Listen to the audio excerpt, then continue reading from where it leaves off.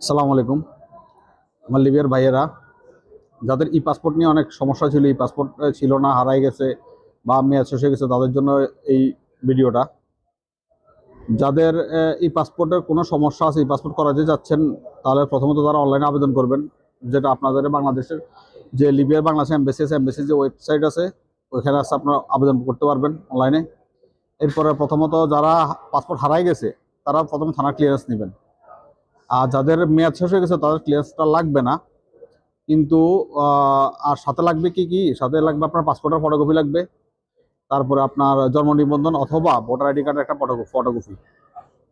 এইগুলা নিয়ে আপনি চলে যাবেন কই, আপনি এমবেসিতে চলে যাবেন।